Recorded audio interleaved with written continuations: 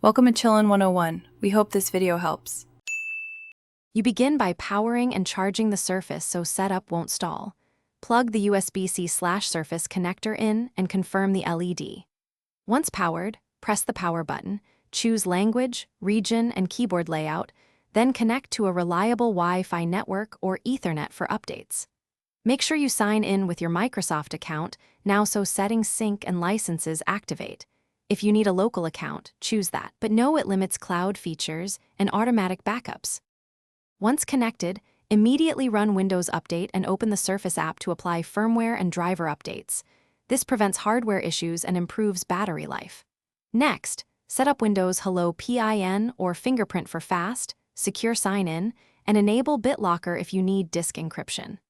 Adjust privacy settings to limit telemetry and enable OneDrive to back up desktop, documents, and pictures.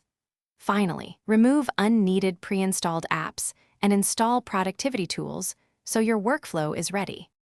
You finish by personalizing display scaling, power plan, and Surface Pen or trackpad sensitivity so the laptop feels right.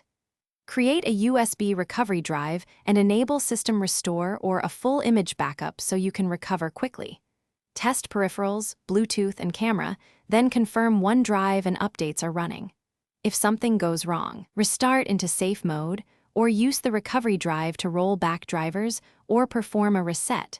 This often fixes driver conflicts or corrupted updates without. Thanks for watching. Consider subscribing if we helped you.